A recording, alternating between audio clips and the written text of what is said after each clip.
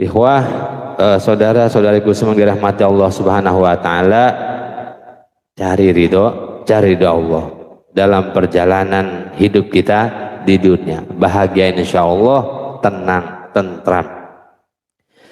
Baik, hadirin dirahmati Allah, hadirat dirahmati Allah Subhanahu wa taala, kita akan melanjutkan pembacaan kitab Riyadhus Shalihin.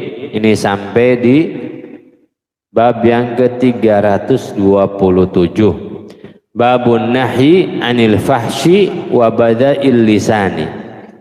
Babun nahyi anil fahsyi, larangan, anil fahsyi, dari keburukan.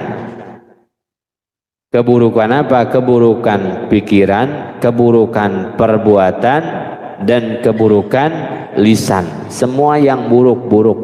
Tadi Allahu thayyibun la yaqbalu illa thayyiban. Allah tuh maha baik, enggak nerima kecuali yang baik-baik saja. Yang ada unsur-unsur keburukan di dalamnya enggak akan diterima di hadratnya Allah Subhanahu wa taala, enggak akan. Maka kita bersihkan perbuatan kita, ucapan kita, bahkan pikiran-pikiran kita. Ya. Tidak jadi sebuah dosa ketika hanya dipikirkan saja, diniatkan keburukan, cuman tidak dilakukan, hanya saja itu sudah mengotori diri kita. Tidak berbuat zina, tidak, tapi memikirkan perzinahan, memikirkan sesuatu yang kotor, sesuatu yang buruk. Kadang-kadang pikiran-pikiran kotor ini pun ada ketika kita di masjid, ada ketika kita dalam ibadah, maka itu bersihin. Kenapa ada pikiran-pikiran kotor itu? Ya, kenapa ada, ya katakanlah pornografi dalam pikiran kita, ada pikiran-pikiran dosa, ya, ada pikiran-pikiran keburukan. Karena inputnya keburukan, ya. Input sesuatu yang diproses itu kan tergantung inputnya. Ini kita masih mengotori inputnya, masih memasukkan sesuatu yang kotor sehingga processingnya ada kotor di prosesnya itu. Ya, ini mata kita, telinga kita, itu inputnya kan, yang masuk ke pikiran kita, akhirnya mikirin yang kotor. Mata kita masih suka ngelihat sesuatu yang haram, ya. Waduh, baheno ini, ya kan, mata kita melihat begini, akhirnya diproses oleh otak kita. Boleh juga ini, kalau dinikahin lagi yang di rumah marah ini, ya, nasi bungkus saja lah. Ini kan karena ada input, maka kita disuruh apa? Godul basyar, jaga pandangan mata, karena telinga mendengar telinga nih, ya, suara yang mendayu-dayu. Wih, ini suaranya aja begini nih, gimana orangnya nih, ya, pasti lihat serem orangnya. Suara mengalahkan wajah, tapi kan udah ada pikiran. Jadi kalau nggak mau banyak berbuat berpikiran kotor dan yang lainnya, katakanlah contoh dalamnya adalah sesuatu yang sifatnya pornografi atau pornografi, maka jaga inputnya. Bagaimana menjaga inputnya? Ya jangan banyak-banyak kumpul-kumpul dengan lawan jenis yang bukan mahramnya, ya. Kumpulnya laki-laki saja, kebanyakan begitu. Kalau nggak bisa, ya seperlunya saja, ya. Pikiran itu kadang-kadang ada lagi pengajian juga. Lagi pengajian ya? Ada. Bapak-bapak boleh belajar sama ustazah tapi yang nggak cakep. Saya ditanya, Pak Ustadz gimana hukumnya ngaji sama ibu-ibu? Boleh, tapi jangan yang cakep. Kalau menurut ente cakep, udah berhenti ngajinya, udah berhenti ngajinya. Bapak-bapak, ibu-ibu ya serah.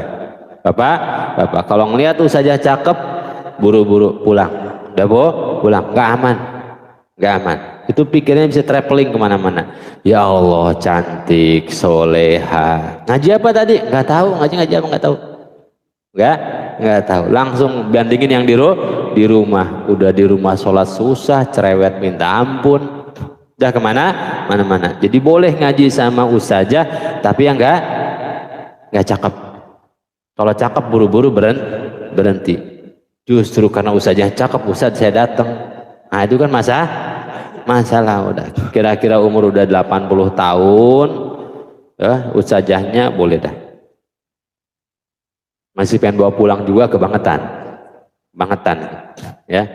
Sama juga ibu-ibu, ya boleh dengerin suaranya ustaz segala macam udah. Jangan suka banyak-banyak ngeliatin ustaz. Sekarang kan dicari ustaznya ganteng, ya ustaznya kan yang ganteng, ustazah yang cantik. Akhirnya ibu-ibunya kemana, pikirannya bapak-bapak kemana, udah, ya udah nunduk dengerin suaranya untuk dapat pelajarannya. Ibu-ibu habis ngaji bukan ngomongin materi pengajian kok, ngomongin ustadznya masya Allah ya, gila luar biasa ustadznya, kayak artis, luar biasa. Ini hati-hati, pikiran-pikiran kotor itu karena inputnya kok kotor, termasuk dalam akhirnya karena yang dipikirin sudah kotor, isinya kotor, yang keluar lewat lisannya juga sesuatu yang kotor. Karena teko ini itu hanya menuangkan isinya. Teko itu cuma nuangin apa yang ada di dalamnya. Kalau di dalamnya kopi, keluar kopi. Kalau di dalamnya teh, keluar air teh. Di dalamnya susu, keluar air susu. Inputnya sudah kotor, prosesnya kotor, maka keluar dari lisan juga sesuatu yang kotor. Ya sudah, nggak jauh-jauh omongannya dari seputar itu saja, karena itu yang dipikirin, itu yang diproses oleh pikiran serta hatinya. Akhirnya keluar kata-kata yang kotor, kata-kata yang porno. Ya. Maka jaga. Meskipun dalam ngaji, pilih kata-kata yang paling pas, yang paling sopan, yang paling lembut. Ya. Cuman kita suka bilang begini, saya mah dari dulu emang begini Pak Ustadz. Saya mah dari dulu memang kasar, dari dulu memang ngomong tuh nggak ada saringannya. Terus kapan mau berubah? Terus buat apa ayat Quran? Buat apa hadis Nabi Muhammad SAW? Untuk apa Rasulullah diutus? Nabi diutus itu untuk merubah. Kita masuk Islam itu biar berubah. Kita ngaji itu biar berubah. Kalau kita sudah membuat dinding sendiri, sudah membuat tembok sendiri, apapun yang diajarkan saya mah nggak bakal berubah karena saya dari dulu begini. Sama dari lahir juga begini Ustaz. Ya. Harus mau berubah. Bisa. Bagaimana Rasulullah merubah orang-orang jahiliyah itu menjadi orang-orang yang berakhlakul karimah karena mereka mau berubah. Ini kadang-kadang kita begitu. Kita sudah membuat double cover kita sendiri. Kita sudah membuat tembok sendiri. Gak akan berubah saya mah. Susah berubah saya mah. Itu. Maka berubahlah. Maka kita mulai itu disuruh baca Quran, disuruh ngelihat mushaf, disuruh sujud, disuruh ngaji, disuruh lihat Ka'bah, disuruh lihat yang baik-baik. Biar inputnya bagus, yang diprosesnya bagus, akhirnya yang keluar yang bagus. Lisan yang sering membaca Quran pelan-pelan akan menata apa yang keluar dari lisan tersebut. Ya. Lidahnya nggak pernah dibawa baca Quran, ya. Yang dibaca apa? TikTok aja, yang dibaca Facebook aja, yang dibaca Instagram aja, inputnya Instagram, YouTube, ya. Pengajian Pak Ustadz 5 menit, pengajian, selebihnya yang lain tuh, ya. Ini keburukan. Jaga diri kita dari berbagai macam keburukan. Wa bada'il lisan, dan tidak boleh juga kemudian bada'ul lisan, kata-kata kasar. Bada'il lisan, lisan yang kasar, lisan yang kasar, yang suka mencaci, yang suka memaki, yang nggak bisa nahan untuk membicarakan buruknya orang lain.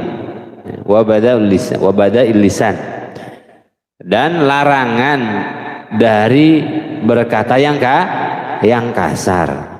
Ya Allah, subhanallah. Sekarang itu saya jujur saja, kalau lihat percakapan anak-anak muda, kadang-kadang seliweran kita lewat itu, keluar yang namanya bebek, kambing, kebo, itu ya udah jadi karakter gitu ya. Kadang-kadang seliwerannya mereka ngomong, atau konten-konten yang adalah di media sosial itu, binatang-binatang yang keluar. Dulu kan kita tabu sekali ya, tabu sekali yang namanya syaitonir rajim ya. Kemudian ya binatang-binatang yang tidak layak itu manggil teman begitu dengan nama binatang. Itu kok udah jadi sebuah kelaziman. Ngerinya lagi ketika dibilang orang yang tidak begitu, anak-anak dari ngikutin, enggak ikut tren. Ini kan harus jadi concern kita, harus jadi perhatian kita ya Rabb. Ini wabadaul lisan, lisan yang kasar, lisan yang nyakiti orang lain. Kadang-kadang kita beralasan dengan saya mah jujur Pak Ustadz, emang orangnya hitam, saya bilang aja hitam. Jujur sih, tapi nyakitin. Ini juga kasar. Nasihat, tapi ada caci maki di situ. Tapi ada mengutuk di situ. Judulnya sih tabligh akbar, judulnya sih pengajian, tapi ada caci maki di situ. Judulnya sih ada muzakaroh, judulnya sih bahsul masail, judulnya sih ya kayak gitulah pengajian, tapi kok isinya kalimat-kalimat kotor, lisan-lisan yang kasar, mencaci sini, memaki sana, berbeda pendapat, kemudian saling hujat sana, hujat sini. Ya, ini namanya bada'ul lisan, bukan akhlaknya Rasulullah. Meskipun melebeli dengan sebagai penerus Rasulullah, walaupun dilebeli ulama, walaupun dilebeli kiai, walaupun dilebeli ustadz, tapi majlisnya bukan majlis ta'lim, majlis ghibah, majlis caci maki, majlis merendahkan, bukan memuliakan ya. Itu bukan majlis Rasulullah, itu bukan majlis Rasulullah, karena Rasulullah nggak gitu ya. Bahkan kata Quran apa? Kalau kamu kasar Muhammad, kalau kamu keras ya Muhammad, lang faddu min haulik, pasti mereka itu lari dari sekitarmu ya. Jadi kadang-kadang ulama-ulama yang lembut, masya Allah tuh, beliau yang kan hadir, insya Allah besok Ahad ya, beliau akan hadir di antara ulama yang saya senang tutur katanya, saya suka penyampaiannya dan kelembutannya ya. Udah hadir belum Dok? Kiai siapa? Besok ya, besok hari Ahad pada asar hadir. Saya ketika beliau nggak jauh dari tasbih itu, mau di jalan, mau di apa, terus zikrullah, zikir kepada Allah. Kalau mau belajar tasawuf modern, tasawuf tapi berada di zaman yang modern, bukan memodernkan tasawuf, tapi di zaman yang sedemikian modern, katanya moderat ini, beliau tetap memegang prinsip-prinsip ulama salaf. Hadir di antara apa namanya yang kita banyak ambil hikmah dari beliau. Pada dasar besok ya. Daripada kita hadir di satu majlis yang ada kata ya Allah. Kadang-kadang kita nggak tega mengatasnamakan Rasulullah, tapi lisannya lisan Abu Jahal, tapi lisannya lisan dia Abu Lahab. Apa Abu Lahab bilang, Abu Jahal bilang kepada Rasulullah, ya Muhammad, alihada jama'atana, ketika disuruh ngaji, hanya untuk ini engkau mengumpul kami ya Muhammad. Begitu kasar kata jangan bangga. Ini kadang-kadang kita marah berkata kasar, bang, saya udah marah-marahin tuh. Marahin siapa? Saya udah marah-marahin tuh si Ustadz. Marahin Ustadz jadi bangga. Aneh. Harusnya orang marah itu malu. Karena orang marah itu orang yang tidak bisa mengendalikan emosinya. Tapi ini sebuah kemarahan jadi kebanggaan. Ya. Saya udah marahin tuh orang tuh. Wah, sekarang dia nggak ada apa-apanya. Malu, ya. Kadang-kadang gitu. Dari mana Pak? Saya habis marahin tuh. Siapa? Istri saya. Habis saya maki-maki. Gitu. Kata istrinya ngomong juga, saya habis marahin tuh suami saya, maki-maki. Jadi siapa yang dimarahin sebenarnya? Ya, itu marah jadi bangga. Caci maki jadi kebanggaan. Enggak ada ini akhlaknya Nabi Muhammad sallallahu alaihi wasallam. Wabadaul lisan yang lembut, tutur kata yang tertata rapih. Kalaupun nasihat, ambil kalimat-kalimat yang tidak menyakiti. Jadi dilarang berbuat keburukan, berpikiran buruk, berkata buruk, dilarang berkata kasar, berbuat kasar, bahkan memikirkan kekasaran. An Ibnu Mas'udin, dari Abdullah bin Mas'ud radhiyallahu anhu qala Rasulullah, telah bersabda Nabi Muhammad sallallahu alaihi wasallam, laisal mu'minu bitta'an. Ya, bukanlah seorang mukmin itu at-ta'an. Bukanlah seorang mukmin itu at-ta'an, orang yang mencela. Orang yang jadi mukmin yang sebenarnya itu bukan berarti orang yang berkata kasar itu tidak mukmin, tidak. Ya, kafir dia berarti. Balik lagi kita ke bab yang ke atas, saling mengkafirkan.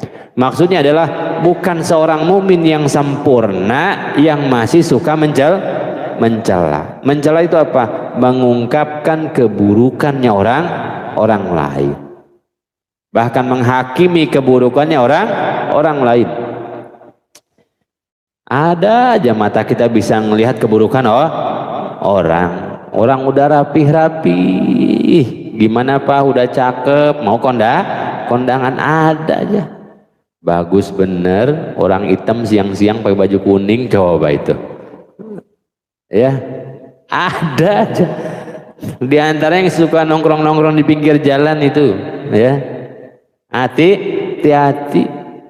Ini kita gampang banget melihat keburukan orang. Sulit mengakui kebagusannya orang lain, ya.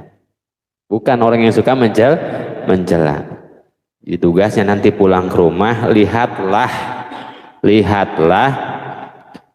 kebagusan, kemuliaan, ya, kebaikan istri. Udah, jangan suka nyari-nyari keburukannya, ya. Nanti pikiran kita jadi buruk, nggak indah lagi dunia nih, ya. Gimana Pak? Udah cakep belum? Cakep. Udah cakep. Udah maksimal 2 pol mah udah cakep mah. Paling bininya bilang, jadi udah mentok nih cakepnya. Salah lagi kan gitu. Udah siap-siap aja udah gitu, ya. Jangan suka nyela anak, ya. Anak kadang-kadang begitu. Emang dasar kamu yang paling kurang pintar dan yang lain nggak usah, baik-baik aja, baik-baik. Orang itu senang dipuji. Kita nggak boleh minta pujian orang, tapi kita harus belajar bisa memuji orang lain. Walallaan, dan bukanlah seorang mukmin itu yang satu dia nggak gampang mencela, ya. Yang kedua adalah dia tidak mudah melaknat, mendoakan keburukan, ya, menghukumi keburukan orang lain. Dah, laknatullah alaik, ya, semoga Allah melaknat engkau, semoga engkau masuk neraka dan yang lainnya. Bahkan Nabi Muhammad SAW itu ketika orang-orang kafir Quraisy itu, ini orang kafir menyiksa Nabi Muhammad SAW kan luar biasa. Paling rendahnya siksaan atau kezaliman orang jahiliyah terhadap Rasulullah itu adalah ketika pulang masih ada sisa-sisa pasir di rambut Nabi, dilemparin kotoran, dilemparin pasir, sampai Sayyidatuna Fatimah Zahra harus nyisir itu kotoran dari rambut Nabi Muhammad SAW. Udah diusir, sudahlah, kalau tempat-tempat dakwah dibubarin mah udah biasa. Dakwah itu nggak kayak gini, cari-cari tempat di rumah Arqam bin Abi Arqam itu digelapin, kemudian berdakwahlah Nabi Muhammad SAW di tempat-tempat yang tersembunyi. Nggak sebebas ini ngaji sambil ngopi, ya. Nggak ada sih, Ustadz doang nih, ya. Habis makannya susah itu, susah. Bahkan diintimidasi Bilal bin Rabah, bagaimana penyiksaannya. Abu Dzar Al-Ghifari dipukulin sampai babak belur. Akhirnya para sahabat itu bilang kepada Rasulullah, ya Rasulullah, doa aja sih kepada Allah biar mereka dilaknat oleh Allah Subhanahu wa taala. Siapa? Orang yang sudah menjatuhkan kehormatan, mengalirkan darah Nabi, memukul Nabi, melempari kotoran Nabi. Minta saja Rasulullah kepada Allah biar mereka dilaknatkan, beres. Doa Nabi pasti kabul. Logis, kita pun pasti berpikiran seperti itu. Kalau Nabi ada sekarang, kita hidup di zaman Rasulullah, kemudian kita lihat, mungkin kalau orang menyakiti kita, kadang-kadang kita masih bisa tahan, tapi menyakiti orang yang kita cintai, orang yang lurus lempeng aja kepada kebaikan, kita pasti nggak tahan juga. Ya Rasulullah, doa aja sih kepada Allah biar mereka dilaknat, dimatikan, disiksa oleh Allah Subhanahu wa taala. Kan logis begitu. Apa kata Nabi? Inni lam ub'ats la'anan. Inni lam ub'ats la'anan. Aku ini tidak diutus oleh Allah Subhanahu wa taala untuk melaknat. Enggak. Wa inna ma buistu rahmatan. Aku tidak diutus oleh Allah Subhanahu wa taala untuk melaknat si fulan, untuk melaknat si fulana, untuk melaknat si A, si B, si C. Bisa-bisa aja. Saya minta kepada Allah yang gak nerima dakwah ini, bahkan yang mencaci, yang menistakan aku, ya Allah, matikan saja. Dikabulkan oleh Allah Subhanahu wa taala. Tapi kata Rasulullah, innama lam ub'ats la'anan wa innama bu'istu rahmatan. Aku tidak diutus untuk melaknat, aku diutus oleh Allah untuk menyampaikan rahmat, untuk menyampaikan kebaikan, untuk jadi kebaikan buat semua, ya. Enggak dikabulkan. Bahkan ketika ada orang-orang munafik, Nabi kan tahu siapa-siapanya munafik. Buktinya Nabi kalau ada orang munafik meninggal, Nabi enggak hadir untuk mensolatkan. Enggak, ya. Jadi dua aja yang enggak disolatin Nabi. Yang pertama orang munafik, yang kedua adalah orang yang punya utang.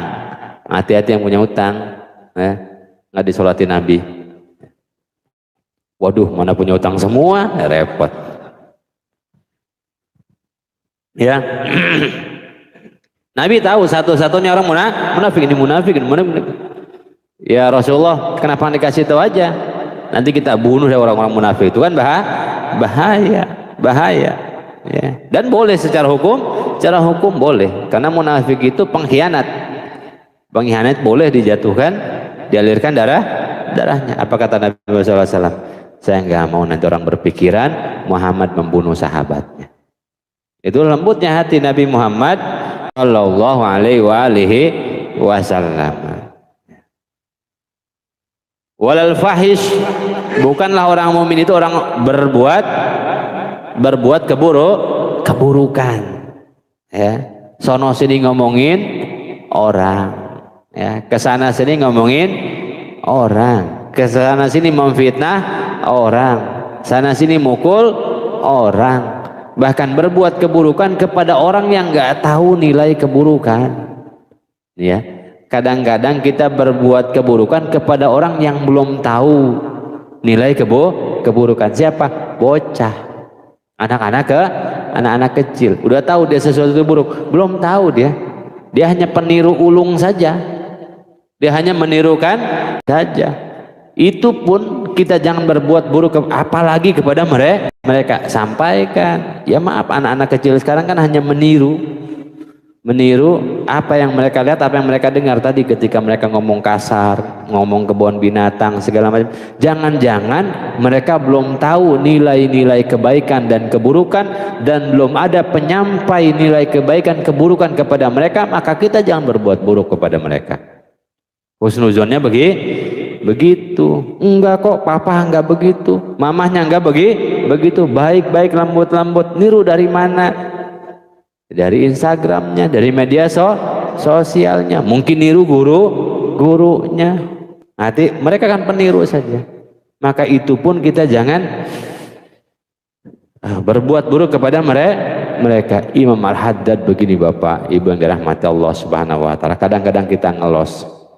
Kita terlalu asik kan di kantor. Ibunya terlalu asik dengan kegiatan sosialitanya. Anak kita berguru kepada setan gepeng itu, handphone. Dari situlah nilai-nilai keburukan itu, kebiasaan-kebiasaan buruk itu menular, tertanam di kepala anak kita. Ya, karena sibuknya kita. Kadang-kadang asal diem aja nih, nangis, nih handphone nih, gitu. Ngambek berhari-hari, ganti handphone, diem dia. Dari situlah kemudian nular banyak. Ya, karena memang hati-hati ya, dunia internet itu dunia tanpa batas, dunia tanpa batas. Kalau dulu ya, ketika media itu hanya televisi saja, gampang mengawasinya. Ada dewan pengawasnya yang jauh menyimpang kan kemudian dulu iklan aja bisa dibatasin. Dulu iklan dibatasin. Iklan rokok lah misalnya gitu ya, di TV itu jam berapa ke atas. Sekarang kan nggak bisa begitu. Ya. Iya, di kita jam 12, di dunia belah mana sana masih siang atau kebalikannya. Terus siapa saja bisa bikin isi, ngeri itu. Ngeri. Mungkin belajar di situ. Terus kemudian kita menyampaikan nasihat ini pun jangan dengan keburukan, apalagi dengan emosi, dengan marah-marah. Imam Al-Haddad menafsirkan ini khusus untuk orang tua kita dengan anak kita. Imam Al-Haddad mengatakan, rahimallahu walidan ana waladahu ala birrih. Allah akan merahmati orang tua yang membantu anaknya untuk berbakti kepada dia. Bagaimana membantu anak berbakti kepada kita sebagai orang tua? Birridho wa du'a, dengan ridho dan dengan doa.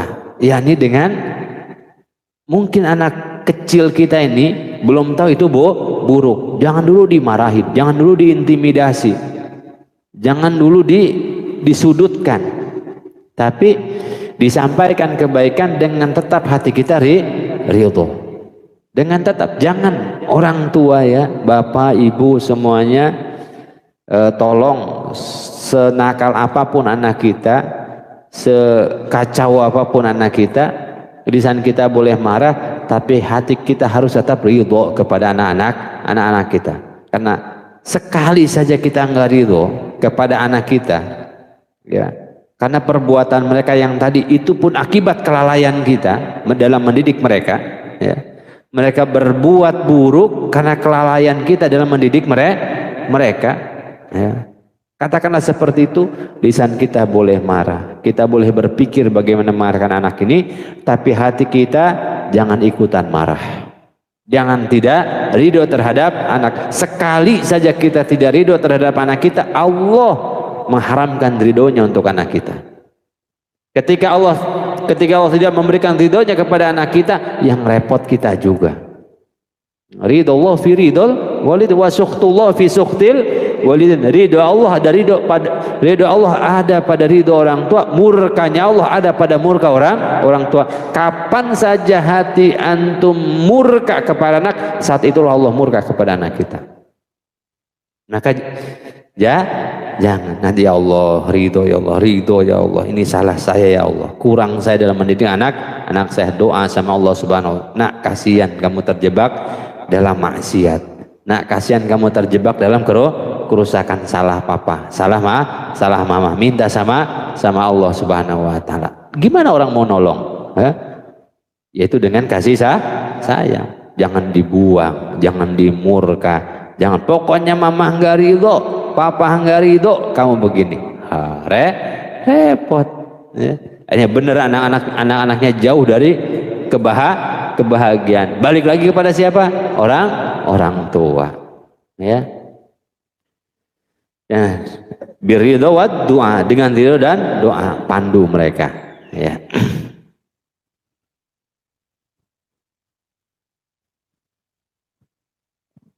Bukan yang berbuat kasar. Dan hadis ini atau apapun agama bukan untuk menghakimi orang.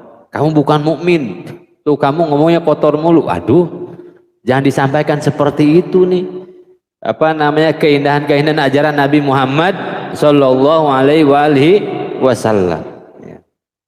Walal badhi, dan bukan yang berkata kasar. Jadi kalau pengen jadi mukmin yang sejati, ya, hindarkan mencela, mengungkap aib orang, menyampaikan aib orang lain. Jangan melaknat, jangan berkata berbuat kotor, dan jangan berkata-kata kasar. Kita akan diajarkan, bahkan kita sekolah, bahkan kita ngaji untuk belajar mencari kata yang pas, yang tidak menyakiti orang ketika kita ingin menyampaikan maksud kita. Kan itulah intelektualitas, ya. Itulah intelektualitas. Ketika kita bisa menakar, menimbang apa yang harus keluar dari lisan kita, bukan hanya pakai dasi saja, bukan hanya pakai jas saja, bukan hanya jabatan tinggi saja, tetapi tidak mampu memilih kata, itu bukan intelektualitas. Ya. Kadang-kadang kita makin naik jabatan, makin tinggi tingkat sosial kita, kemudian kita makin mudah mengeluarkan kalimat kasar. Kemudian kita bilang kita kaum intelek. Enggak, bukan kaum intelek, itu kaum jelek gitu. Nah, kaum jelek. Wa Anas radhiyallahu anhu, dari Sayyidina Anas radhiyallahu anhu qala Rasulullah, telah bersabda Nabi Muhammad sallallahu alaihi wasallam, "Makanal fuhsyu fi syai'in illa sya'nah." Tidaklah keburukan ada fi syai'in, pada sesuatu, illa sya'nahu, kecuali dia akan mencemarkan. Keburukan ada pada sesuatu, maka keburukan itu akan merusak kebaikan yang ada pada sesuatu tersebut. Apa dia bilang? Oh, orangnya si cakep, orangnya si ganteng, tinggi, tegap, putih, kayak pemain naturalisasi, ya. Tapi ngomongnya kasar tuh, bikin buruk, bikin rusak. Cakep sih, misalkan nih pada orang, cantik sih, tapi kalau sudah ngomong nyakitin, bikin buruk. Oh, kaya sih, ya, keren sih, sukses sih, tapi ngomongnya kasar. Alim sih, bahkan tuh alim sih, orang alim, ustadz sih, ngustad bukan ustadz lagi. Tapi kalau ngomong suka mencela, bikin buruk, itu sya'nah, merusak, ya, mencemarkan. Masya Allah, sholatnya sudah luar biasa, sudah ngajinya luar biasa, tapi kalau ngomong kasar, itu ada keburukan. Kayak apa ya? Kayak orang yang apa namanya? Kayak sesuatu yang indah tapi ada nodanya. Kita milih baju, milih milih baju nih. Oh, udah cakep dah milih baju. Dari Cirebon milih baju di batik terus. Sudah cocok nih, sudah cocok. Oh, masya Allah kan itu keren. Batiknya keren. Satu, modelnya bagus. Yang kedua, harganya murah. Karena yang bagus mahal banyak. Ini udah cakep udah milih, udah mau di depan Kak. Kasih ini contoh nih, bukan nyuruh, bukan endorse ke sana, bukan. Sudah kita mau pilih, ternyata ada nodanya sedikit, ada nodanya sedikit. Jadi nggak jadi. Kagak jadi. Kenapa? Ada nodanya. Sedikit noda bikin buruk, mencemarkan semuanya. Begitu juga kita. Sudah sholat kita bagus, sudah sujudnya bagus, jamaahnya bagus, ngajinya bagus. Jangan bikin noda dengan kata-kata kasar kita. Ya, masih suka gibahin orang. Wah, masya Allah. Ini kayaknya ahli surga banget ini. Ahli surga banget. Gamisnya aja bagus. Online soalnya. Udah cakep, wajahnya teduh. Pas kita deketin, ngomongin tetangga, ngomongin saudaranya, apa orang ilfil, ya, ini membuat bikin buruk sesuatu, ada dimanapun gitu, bikin buruk, gitu ya. Illa sya'nah, wa makan al haya fi syai'in illa zanahu. Wa makana, dan tidak ada al-haya, sifat malu, fi syai'in, pada sesuatu, illa zanahu, kecuali dia akan menghiasi sesuatu tersebut. Keburukan, sedikit pun keburukan itu akan membuat buruk sesuatu yang bagus. Bikin rusak lah. Tapi ada sifat malu pada diri seseorang, ada dimanapun sifat malu ini akan menghiasi, akan menambahin indah, akan menambah bagus. Maka 20 pelajaran hadis ini. Yang pertama adalah, yuk kita sama-sama bersihin keburukan-keburukan yang masih ada di lisan kita, di pikiran kita, sesuatu perbuatan kita. Yang kedua adalah untuk menghilangkan itu, ada satu sifat yang harus kita maksimalkan pada diri kita. Harus didongkrak sifat ini biar ada pada diri kita, itu sifat malu, al-haya, sifat malu, ya. Dan ketika sifat malu itu ada pada diri seseorang, maka dia akan meningkatkan keimanannya, akan meningkatkan ketaatannya, akan mengundang ridha Allah, akan menjadikan sempurna iman seseorang. Al-haya minal iman. Akhirnya tidak mau berbuat sesuatu karena malu. Malu yang paling utama, malu kepada Allah subhanahu wa ta'ala. Orang tuh kalau udah hilang malunya repot. Seorang muslimah akan mudah mengatakan, aduh, ini baju bikin malu. Kenapa? Menampakkan sebagian aurat, masih ada rasa malu. Ketika hilang rasa malunya, dicarilah baju yang bolong sana, bolong sini. Kenapa? Nggak ada malunya. Bahkan ketika berbuat keburukan, berbuat korupsi dan yang lainnya, pada bilang nggak usah malu lah, semua orang juga melakukan ini. Berarti sudah hilang rasa malunya, ya. Maka ketika tumbuh rasa, bahkan seseorang di sahabat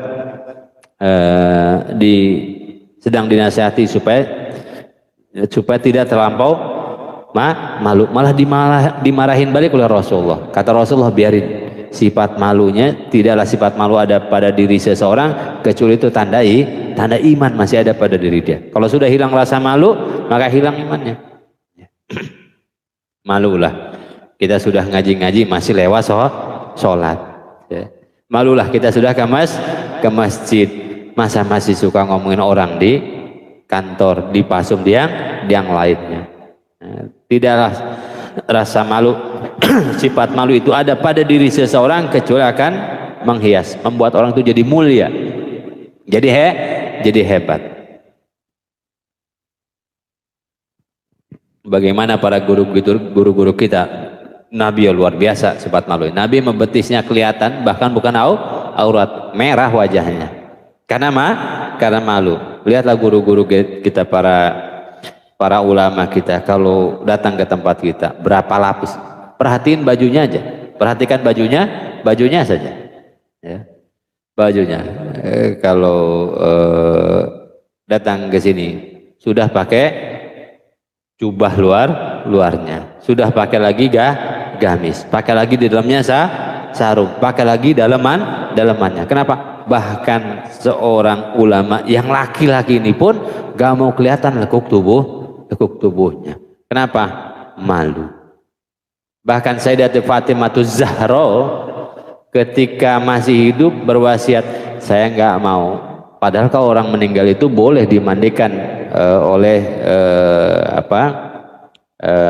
segender gitu, boleh. Bapak-bapak akan dimandikan oleh bapak-bapak, ibu-ibu oleh ibu-ibu. Tapi enggak, Sayyidatul Fatimahuz Zahra, kalau saya meninggal tolong yang memandikan saya adalah hanya suami saya saja. Padahal sudah meninggal. Sampai situ enggak. Kalau saya meninggal nanti tolong jenazah saya itu dikafani dan kemudian dibawa di keranda, yang kerandanya model orang Habasyi, yaitu keranda terus kemudian ada jenazah dibuat lagi, ditutup. Saya nggak mau ada orang yang melihat lekuk tubuh saya malu. Padahal sudah meninggal, saya malu.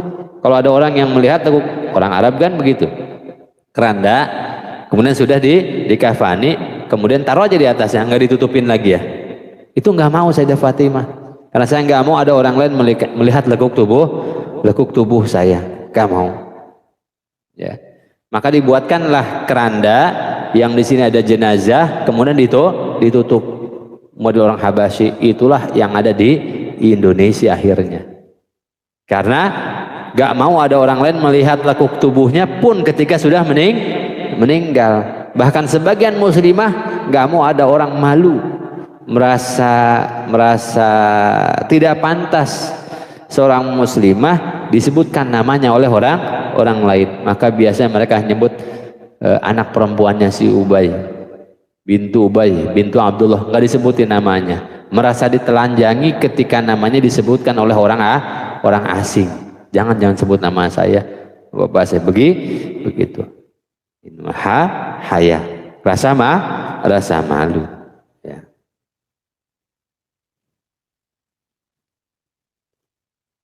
Hilang rasa malu, hilanglah tanggalah iman. Bakal haifizan ila zana. Orang kita punya anak yang pemalu, mau keluar malu lah. Mau pakai baju yang mau pentas seni, ya disuruh dandan segala macam, malu ayah, malu bunda, dipaksa dihilangkan malu sama orang tuanya. Bocah SD didandanin macam biduan dangdut. Ya, siapa tuh yang ngajarinnya?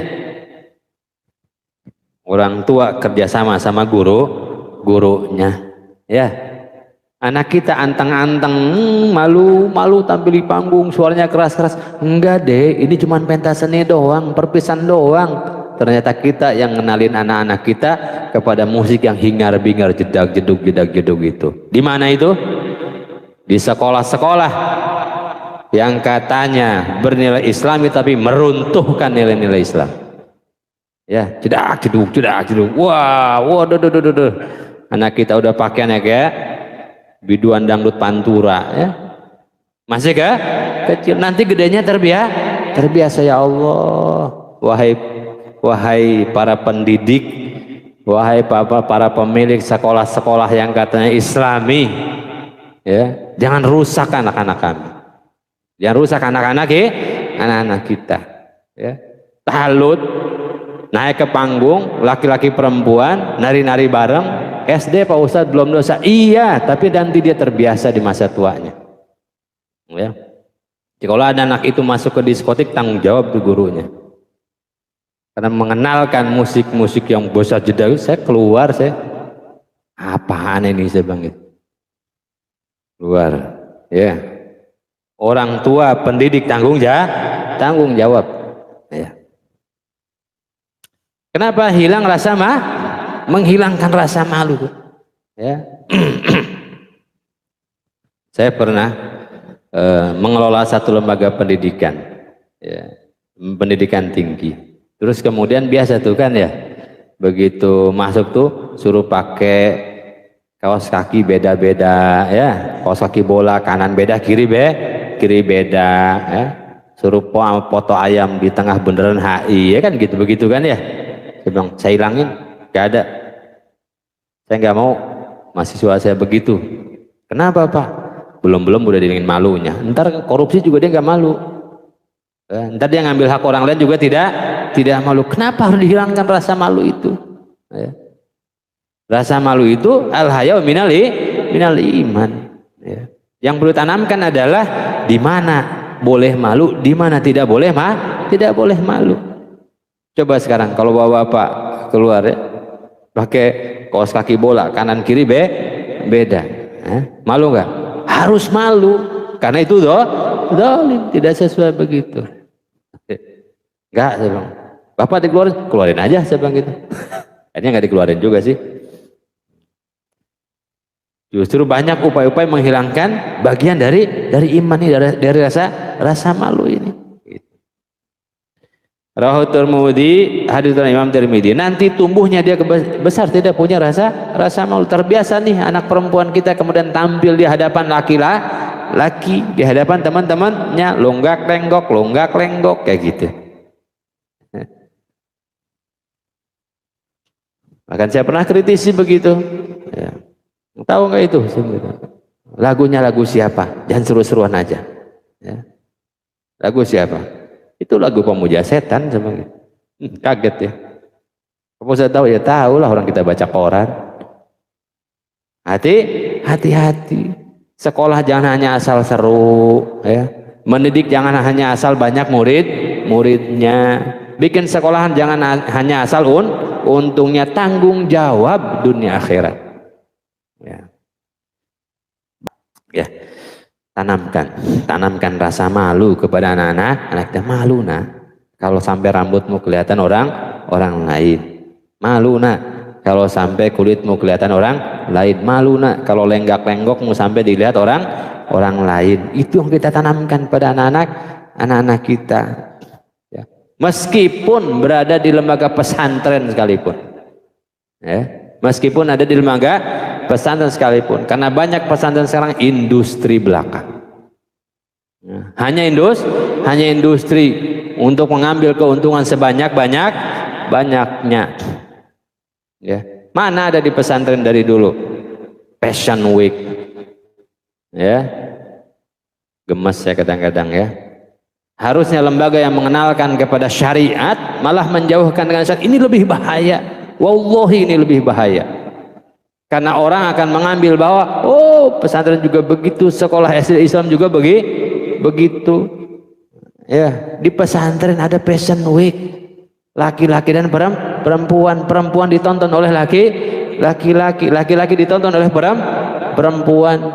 Ya. Aduh ya Allah. Akhirnya apa? Karena itu gini. Satu dosa, satu maksiat dilakukan oleh bukan orang alim akan sedikit pengikutnya. Tapi satu dosa, satu maksiat dilakukan oleh orang yang katanya pintar, yang sudah dilabeli ulama, yang sudah dilabeli ustadz, sudah dilabeli lembaga Islam, akan gandrung pengikutnya akan banyak, bahkan akan dijadikan dalil terhadap kehalalan kebolehan sesuatu. Baru kemarin sih, ya Allah, kok di pesantren ada Fashion Week, bangga di foto perempuannya dan ya. Kemudian perempuannya nyanyi di hadapan santriwan. Ya Rob, ini apa model? Ya. Dulu di pesantren kita, walaupun katakan pesantren modern itu dulu cuman model pendidikan dan metodologinya, hati-hati yang memilih pesantren ya. Tapi dalam hal laki-laki dan perempuan pisah, ngaji pisah, laki-laki perempuan, sekolah pisah, ya. Kita mau komunikasi cuman gini-gini doang tuh dari jauh, pakai kode Morse, saking tidak bolehnya. Zaman saya pesantren, jangankan ketahuan di pesantren ngobrol sama perempuan, udah di rumah liburan sebulan. Dulu kan liburan sebulan ya, liburan sebulan tuh ya. Terus ketemu tuh sama santri, ya katakanlah ini masih kategori pelanggaran pesantren. Masih kategori pelanggaran pesantren, sudah di rumah ketemu sama santriwati, nyampe pondok botak minimal. Padahal sudah ada di rumah. Kadang-kadang mikir, ini kan udah di rumah, sudah di liburan sebulan, ketemu tuh sama santriwati botak, maksimalnya berhentiin langsung. Padahal ketemunya di liburan di rumah. Kebayang gimana di pesantrennya? Kiai saya tuh keras, kalau sudah ketemu begitu keluarin sudah. Mau juara satu, mau besok mau Ebtanas keluarin. Sekarang tahallut itu di pesantren, ya asik sekarang mas, sekolahnya bareng, santriwan sama santri, tuh cocok dengan syahwat maksudnya, ya. Hati-hati kita harus selektif lagi. Di antaranya adalah tanamkan rasa malu kepada anak-anak kita, malu untuk berkata kasar, nggak pantas begitu, ya. Wallahu a'lam. Mudah-mudahan ada manfaatnya hadirin.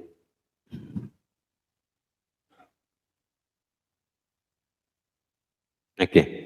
Insyaallah tanggal 10 Muharram ada maklumat, tanggal 10 Muharram seperti biasa di yayasan kami di Nuzatul Muttaqin itu akan menyelenggarakan santunan tahunan. Nah, santunan tahunan tanggal 10 Muharram. Jatuhnya tanggal berapa ya?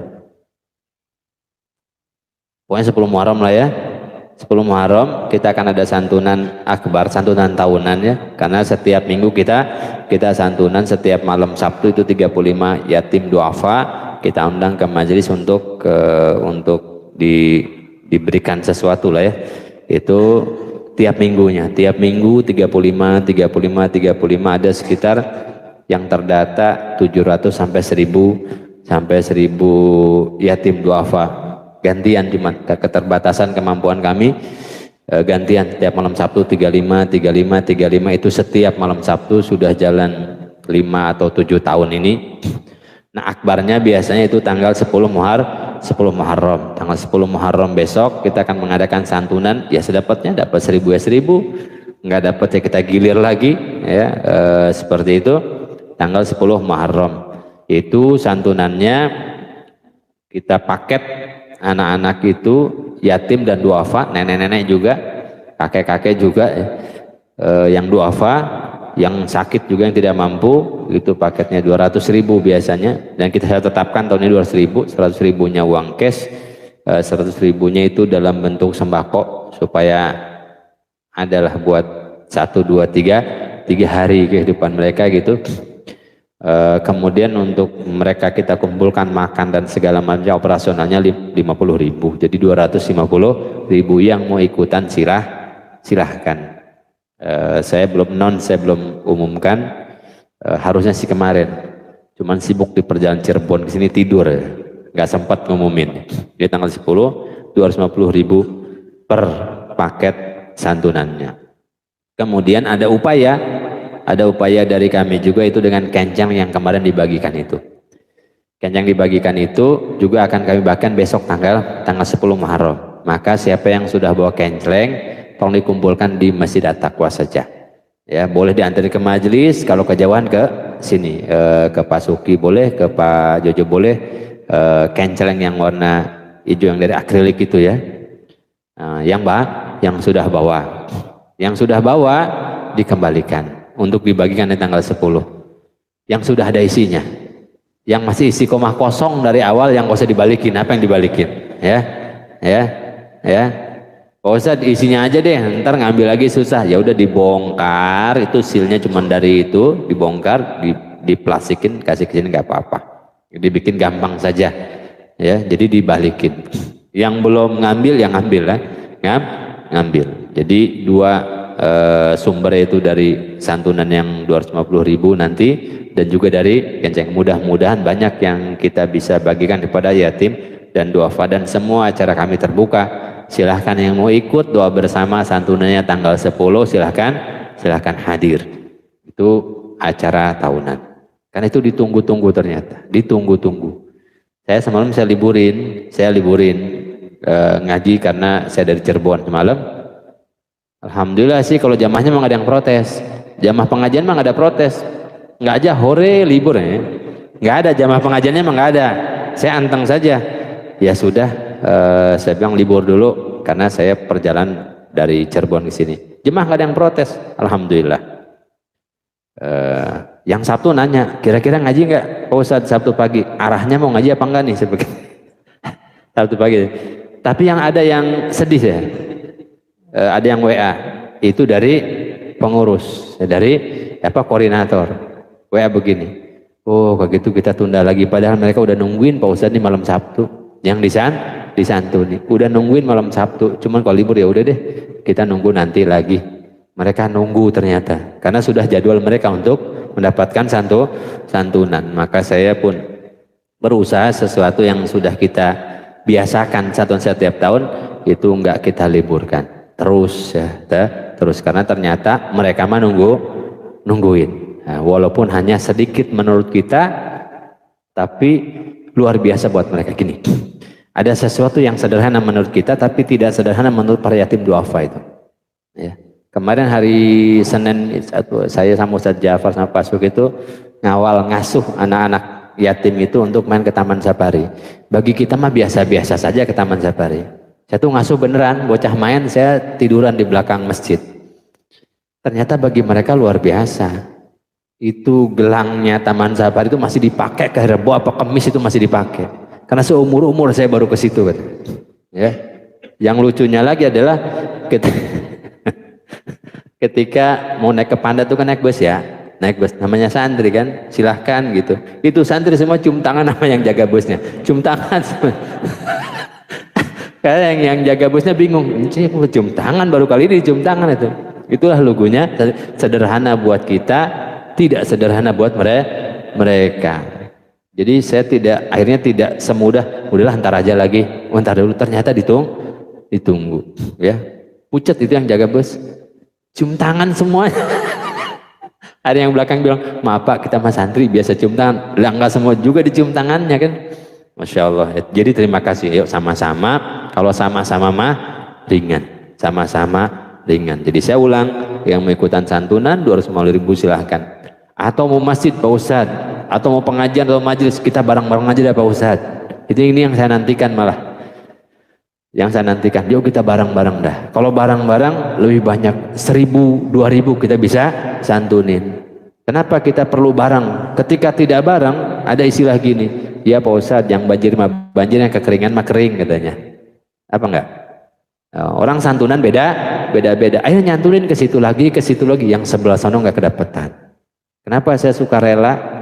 Suka roadshow tuh? Kan pernah di Atakwat, pernah Taman Taga, pernah di mana? Biar ayo, yang begini kita sama-sama, kenapa sih? Kita suka ngeributin label, nanti bukan masjid kami yang nyantunin, nanti bukan majelis kami, gengsi pakai barang-barang. Itu yang ngerusak kayak gitu. Ya makanya, andaikan ada masjid, majelis, mau barang, ayo. Enggak atas nama Nuzatul Muntaqa, atas nama masjid ente juga nggak apa-apa nih mah. Nggak apa-apa. Supaya banyak yang bisa kita santuni di waktu yang bersamaan, tidak tumpang tindih gitu loh, tidak redundant kayak gitu ya. Demikian, jadi yang di rumahnya ada kotak infak itu silahkan dikumpulkan untuk kita berikan di tanggal 10. Demikian pengajian kita, kurang lebih saya mohon maaf. Mudah-mudahan sehat semuanya, berkah istiqomah dalam ibadah, dikuatkan iman Islam, keluarga dengan sakinah mawaddah warahmah, anak-anak kita insyaallah, dan yakin Allah jadikan soleh solehah, karena kesolehan dan kesolehan yang diwarisi dari ayah serta bundanya. Al-Fatihah. A'udzubillahi minasyaitonir rajim. Bismillahirrahmanirrahim. Alhamdulillahirabbil alamin arrahmanir rahim maliki yaumiddin.